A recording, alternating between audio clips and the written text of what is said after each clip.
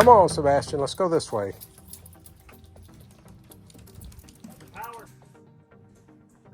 Possible mold, which you guys saw when you were here in the kitchen above the refrigerator. So put your flashlight on that hole for a second. Thank you, sir. All right, so that looks like somebody just busted in there to inspect it instead of critters, huh? You think? Yeah, I think so. Okay. Yeah, that looked right. Roger that. Yeah, I see that. It looks like water staining. Yeah. And you can see daylight? You see the daylight. You can see the daylight outside, so there may be a little bit of water leak. Roger that.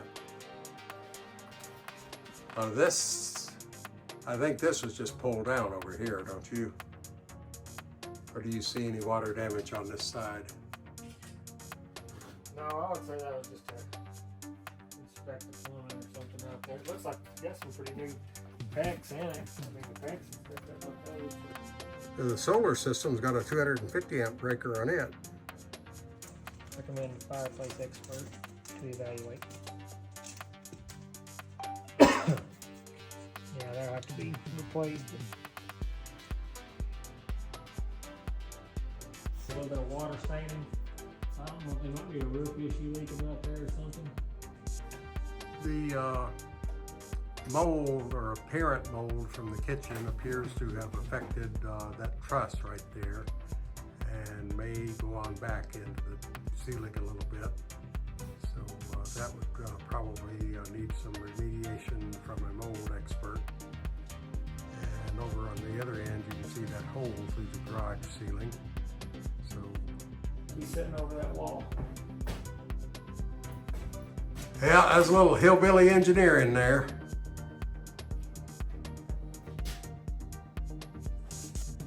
So this pipe boot right here is for your electrical coming in your service line. It's obviously it's not sealed. You can tell that.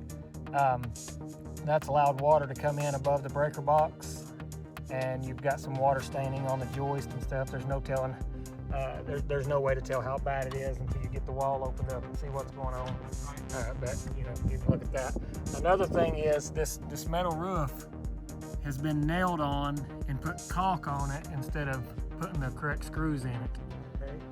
So you have no rubber sealant. What you should have is screws like these right here. They've got little rubber gaskets underneath them, and the whole roof has been nailed on and then put caulk over the top of the nail. In the attic, I didn't see any signs in the attic of leaking. But that's going to cause you trouble in the long run. So, okay. Do you think it would be wise to replace the roof? That's a question for a roofer. Okay. What they think they can do with it. They might be able to get those nails out and just reinstall screws unless they've damaged it too much. But where they've nailed these in, they've kind of smashed them a little bit. Right. And actually now I know these roofs are not supposed to be nailed through this ridge, right, or screwed through the top of this ridge. They're supposed to be done in a flat area on this right here. Okay. So the screw will seal real good. Sure. And not be up on top of this little ridge. These are all nailed on top of the ridge. Okay. So, like I said, I didn't see any signs of water leakage in the attic other than around this boot, but this is not the proper way to do it. Roger that. So, just wanted to give you a heads up on that. I appreciate it. So it looks like we got a little water damage under here as well. So that's not surprising. Yeah, that's probably coming from around that boot. What that is. And that's a 200 amp breaker for sure.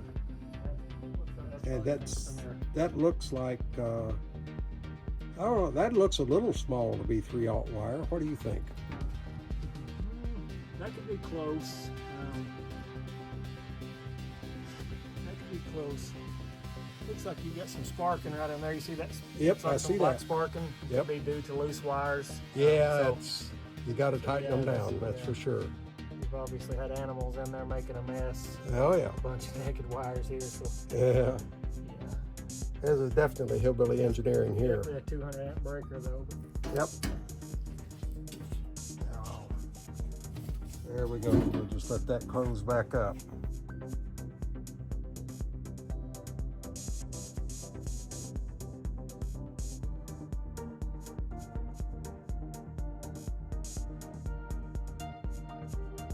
Sebastian, calm down.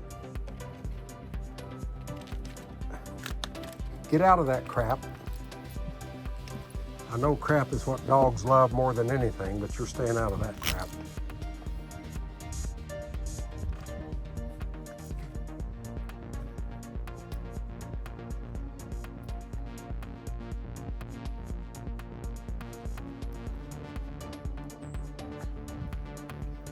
You want to go downstairs, Sebastian, or not?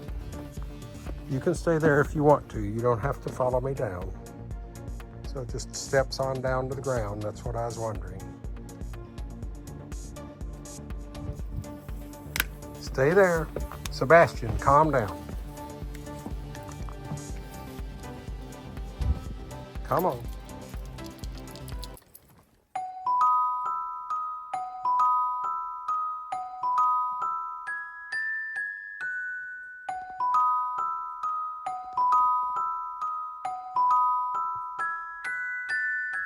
So structurally underneath, it's on a pier and girder system, he reports, and appears to be very solid. He did note a problem with a lot of condensation under the floor, so you may consider encapsulating or at least putting down some plastic and perhaps putting a dehumidifier under there. So, you know, good ventilation. some, or ventilation, he says, so that would be good also. So, maybe a little a fan or what have you. A lot of the insulation is falling down due to the moisture. So, yeah, a lot of your insulation is falling down due to the moisture. So that'll need to be put back up or replaced with some new insulation ones. Just need to get all that moisture out of there because that's going to cause you trouble. I didn't see any kind of fungal growth under there from the moisture, but until you start getting the insulation and everything out of the way and getting everything cleaned up, it's hard to really tell. I didn't see anything noticeable though. So I think structurally you're on 6x6 piers, and I could see a couple of the footers on them, and they look like they were pretty nice size footers. Seem to be adequate. It's got 2x12 floor joist. That's really good. They're all on hangers, so everything underneath it, the attic, all of that seemed to be pretty good. I think everything you got's mostly cosmetic stuff that you're planning on replacing anyways. You know, drywall and siding and stuff like that. So I think for the most part you've got a pretty good start. So alrighty, we appreciate it.